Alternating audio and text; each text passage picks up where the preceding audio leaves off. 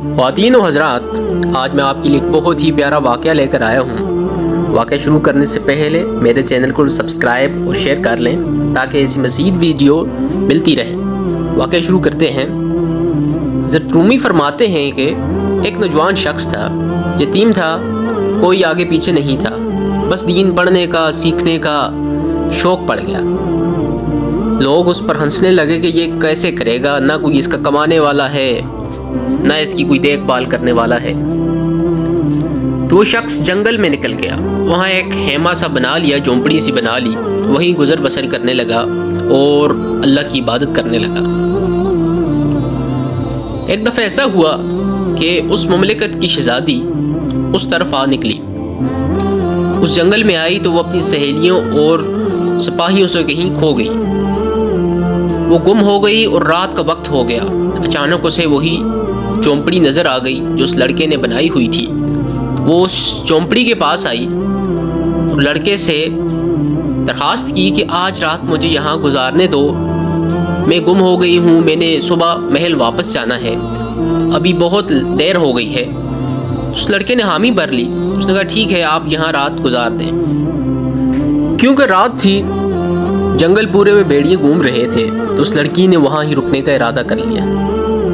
رات کا وقت تھا، وہ لڑکا اللہ کی عبادت میں مصروف ہو گیا، اپنا سبق پڑھ رہا تھا، چراغ جل رہا تھا۔ ایک اکیلی لڑکی اور لڑکا دونوں ایک جھونپڑی میں موجود تھے۔ جیسے کہ نبی پاک صلی اللہ علیہ وآلہ وسلم نے فرمایا ہے، جب نوجوان دو لڑکی اور لڑکا ساتھ میں ہو تو تیسرا وہاں شیطان ہوتا ہے۔ تو وہ لڑکا ساتھ میں پڑھ رہا تھا، اس کو نیند بھی نہیں آ رہی تھی، اور وہ تھوڑی دیر بعد کیا حرکت کرتا، اپنی ایک انگل چراغ کے اوپر رکھ دیتا، جب وہ جلنے لگتی تو ہاتھ پیچھے کر دیتا، پھر دوسری کر دیتا، اس طرح ہی ساری رات وہ کرتا رہا، اور ساری رات اسی طرح گزر گئی۔ شہزادی بھی اسے دیکھتی رہی۔ صبح ہوئی، شہزادی کے سپاہی وہاں آ گئے اور وہ شہزادی کو اپنے ساتھ لے گئے۔ جب شہزادی بادشاہ کے حضور پیش ہوئیں، انہوں نے سارا قصہ سنایا، اور یہ بات پوری مملکت میں پھیل گئی کہ شہزادی رات کو ایک لڑکے کے ساتھ ایک چومپڑی میں موجود رہی۔ جب بادشاہ کو یہ خبر پتہ چلی تو بادشاہ بہت ہی اداس ہو گیا۔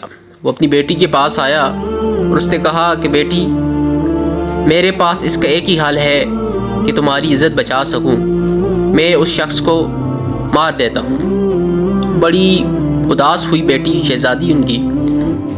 اس نے کہا بادشاہ سلامت، ایسا نہ کریں، وہ بہت ہی نیک انسان ہے، ساری رات عبادت میں مشغول رہا، اپنا سبق پڑھتا رہا، میری طرف اس نے دیکھا بھی نہیں۔ پھر بادشاہ نے کہا اس کے علاوہ کوئی حل نہیں۔ تو شہزادی نے کہا ایک دفعہ اسے بلا لیں، میں اس سے کچھ پوچھنا چاہتی ہوں، اس کے بعد آپ جو کچھ کرنا چاہتے ہیں کر لیں۔ اس لڑکے کو بلایا گیا، اس لڑکے کو بلا کر جیل میں بند کر دیا۔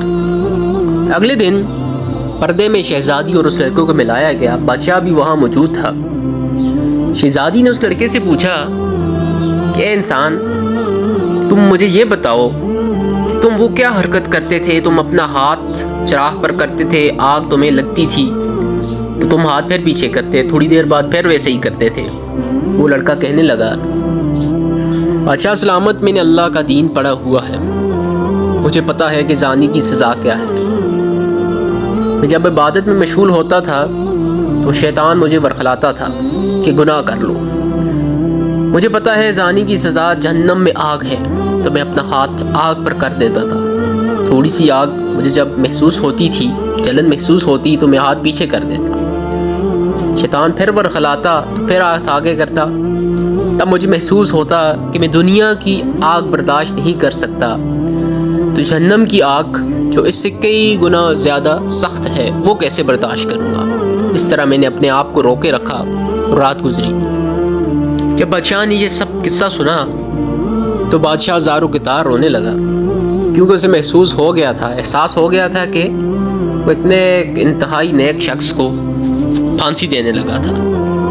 تو بادشاہ کہنے لگا اے لڑکے، میں تیرے ساتھ کیا کرنے لگا تھا اور تو کتنا اللہ کا نیک بندہ ہے۔ بادشاہ نے پھر اسے اپنی بیٹی کا رشتہ دینے کا ارادہ کر لیا اور اس سے شادی کروائی، اور اس سے اپنا تخت بھی مستقبل میں دینے کا ارادہ کر لیا، وہ لڑکا لوگوں سے کہنے لگا کہ دیکھو، تم کہتے تھے کہ یہ یتیم لڑکا کیا کرے گا، اللہ کا دین کیا سے کیا کرا دیتا ہے، تو اسی وجہ سے سارے اللہ کی دین کی طرف آ جاؤ۔ اللہ پاک ہمیں بھی اپنے دین پر صحیح عمل کرنے کی توفیق عطا فرمائے۔ میرے چینل کو لازمی لائک، سبسکرائب اور شیئر کریں۔ اب ملتے ہیں اگلے قصے میں۔ اللہ حافظ۔